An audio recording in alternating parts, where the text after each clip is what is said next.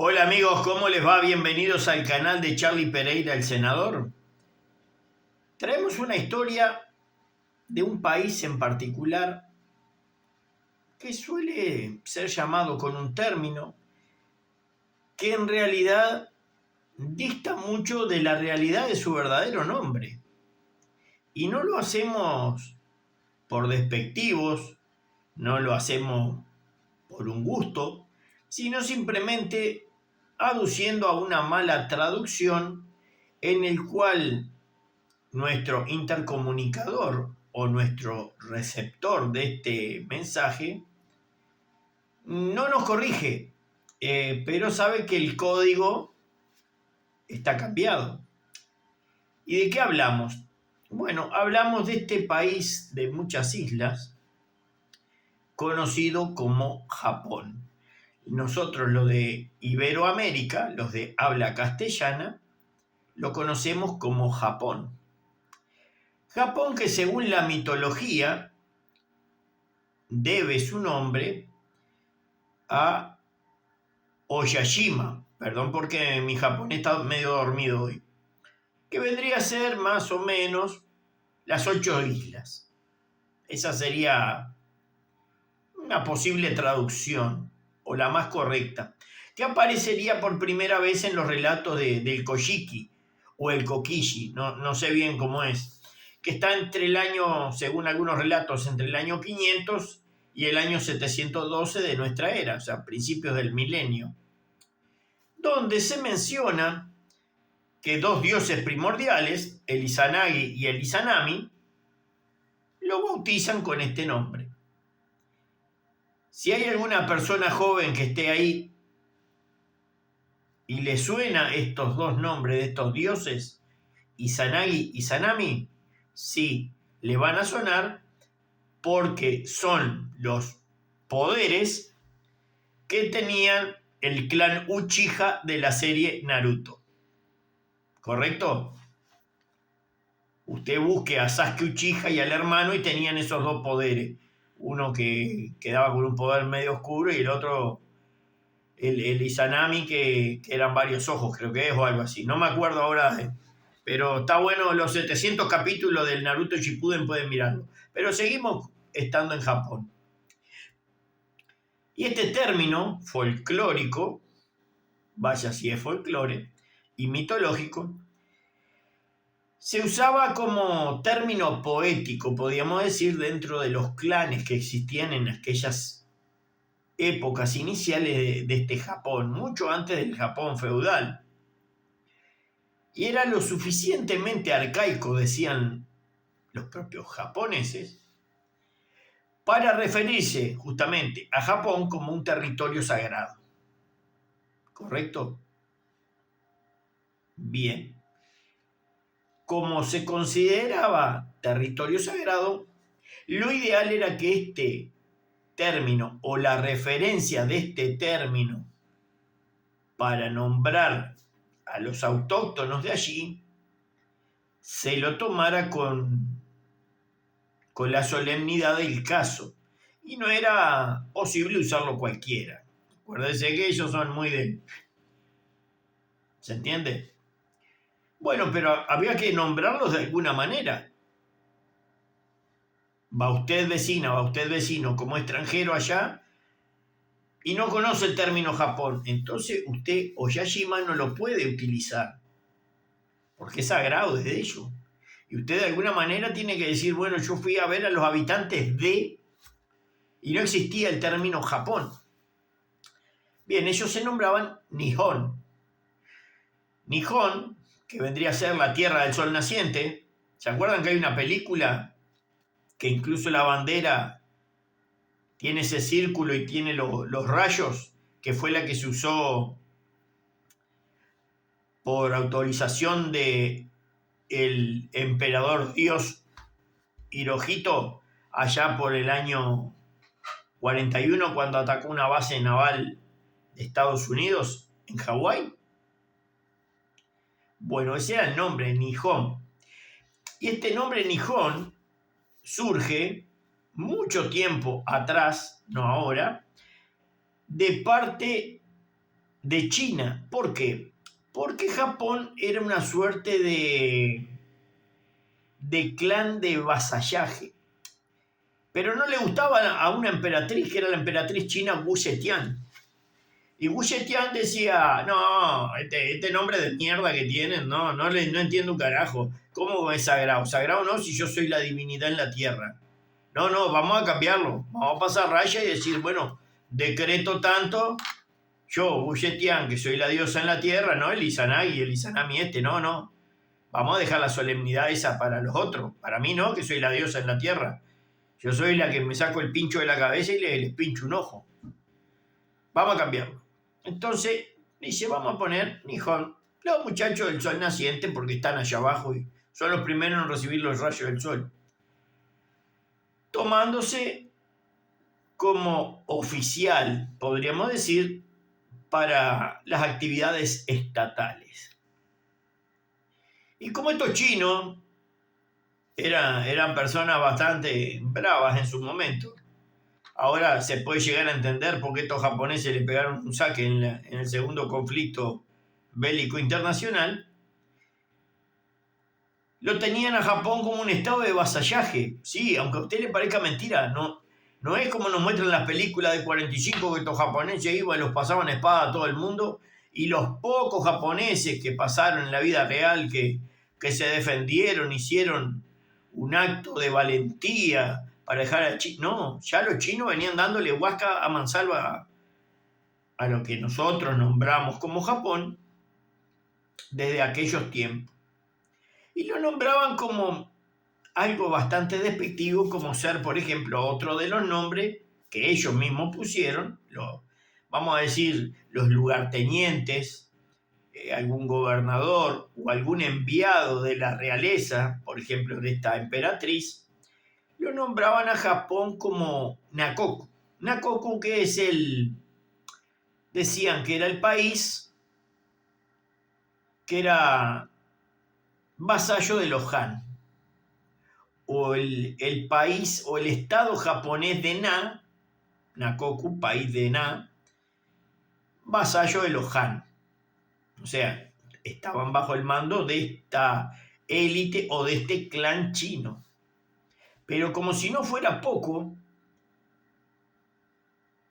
cuando querían también tenían lo malo, lo nombraban al país de forma despectiva, hasta que se descubrió. Por ejemplo, le llamaban Wakoku.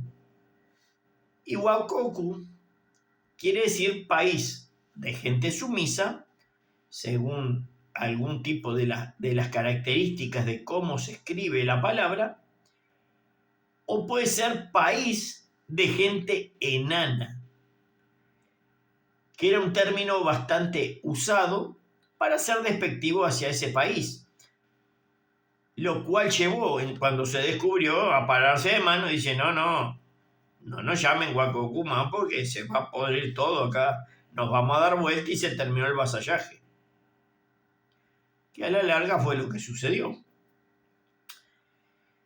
Los habitantes de la actual ciudad de Honshu, en Japón, eran un clan muy numeroso, no poderoso en el principio, estamos hablando antes del Japón feudal, y era muy numeroso, muy representativo de Japón. ¿Y ellos cómo se denominaban? Yamato. ¿Le suena el nombre? Bueno, fue también en el segundo conflicto bélico internacional el barco más grande de la historia, aquel que recibió más de 1.200 caramelos en barra gigante y hordas interminables de aviones por sobre sus cubiertas para poder finalmente enviarlo al fondo del mar y transformarlo en un coral. Bueno, este grupo, que se denominaba Yamato, también nombraba al país como los Yamato, que significaba armonía, equilibrio y paz. Nunca más errado ponerle ese nombre a un barco de guerra, ¿se entiende? Es ilógico, pero bueno, así son estos señores del sol naciente. Y era el grupo más numeroso, entonces decían, no, acá cortamos el pescado, y golpeaban arriba de la mesa y decía, acá cortamos el pescado nosotros porque somos más. Cualquier duda, a la salida de la escuela, como si estuvieran los 80. Los japoneses también, a pesar de pasar el tiempo, continúan utilizando o autodenominándose Nihon, pero según ellos es un nombre coloquial que ellos utilizan. Y podría decirse que también usan el término nipón. Los nipones, ¿se acuerdan? Como en las películas de guerra. Pero sin embargo hay un error que Hollywood tiene, y tal vez lo tenga por algún tipo de ignorancia, solamente por escuchar el término. ¿Y por qué digo esto? Porque Nihon, si fuera aplicado a las películas, sería el más correcto, no el que suena mejor. ¿Por qué? Porque Nihon es un término coloquial para uso diario. Es como nosotros decir, somos los yoruba. ¿Se entiende? No somos los uruguayos, somos los yoruba, no somos los cancheros. Sin embargo, nipón es un término que ellos usan, vamos a decir, más solemne, más glamorosamente, en actividades oficiales del propio Japón, en los sellos, en los bancos, en su propio dinero. Ellos utilizan el término nipón. Entonces también lejos está de esa solemnidad ser llevada al plano bélico, en un plano coloquial. Como decir, bueno, me voy a dar de caño con el otro, en vez de decir, no, vamos a tener en nuestras manos un arma de fuego que dispara caramelos en barra. ¿Se entiende? Bueno, este vocablo, finalmente, Japón en sí, surge de comerciantes portugueses. Los portugueses andaban mucho en la vuelta, no eran muy dados a conquistar mucha cosa, a no ser acá parte de América.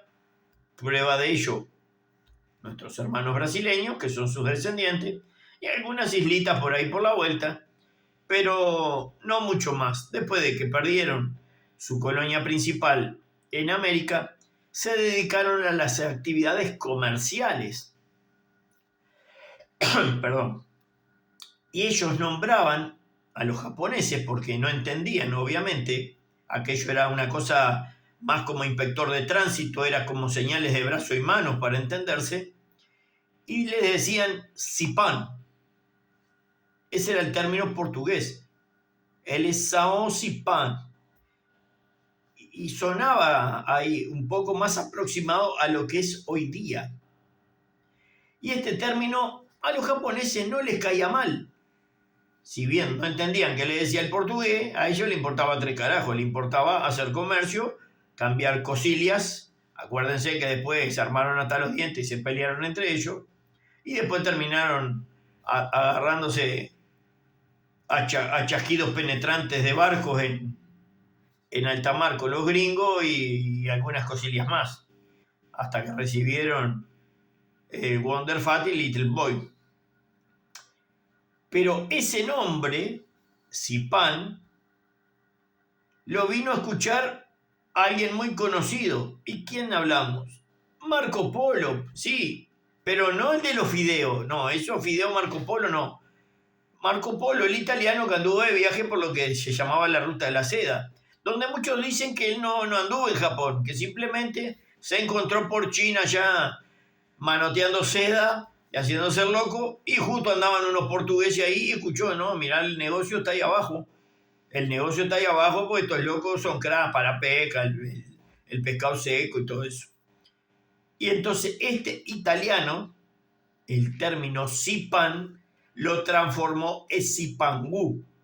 No se sabe si porque él se acercó al territorio japonés, o sea, lo que hoy es el territorio japonés, recordemos que era el vasallaje de China, o directamente y lo escuchó de estos comerciantes portugueses y aplicó esta terminología, que posteriormente, cuando él retorna a Europa, por allá por algunos, se dice que algunos curas o algunos nobles españoles escucharon el término de estos tigres medios amarillentos que estaban del otro lado del mundo, que estaban por allá y la tenían clarísima y se atacaban con todo, y si te portabas mal te separaban las ideas del cuerpo.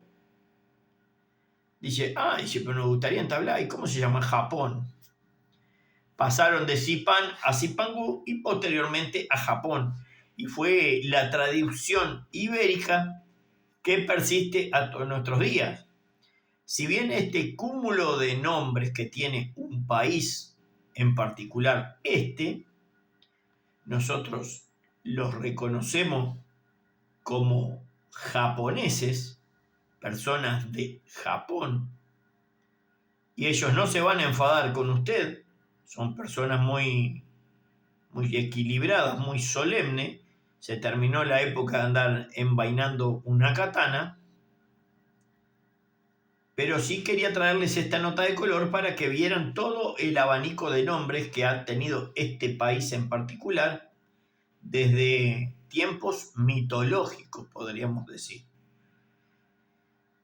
Desde Oyashima, que sería algo creado por los dioses, hasta Japón, como le decimos nosotros, todos representan a esta cultura milenaria de personas que son muy hábiles tecnológicamente, son personas muy longevas, supieron tener sus arranques de ira como Hulk, pero en buena hora se diga, hoy mantienen la fiesta en paz.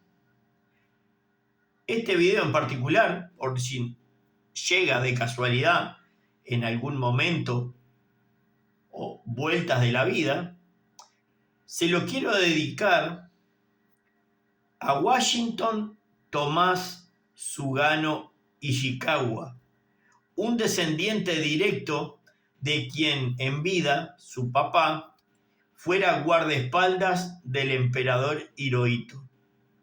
Y lo tuvimos aquí en el liceo, y un gran compañero y una gran persona. Según tengo entendido, hace muchos años, él retornó a Japón y tiene actividades privadas. Si llegara este video a este señor, se agradecería mucho. Para vos, Tomás, un abrazo desde la República Oriental del Uruguay. Amigos, ha sido un placer, no extiendo más el video. Gracias por estar ahí, compartan, suscríbanse, comenten, darle like si les gusta, activen la campanita de las notificaciones para que podamos seguir creciendo un poquito. Y aunque a un paso lento, tenemos una gran comunidad. Como dice el dicho, pocos pero buenos.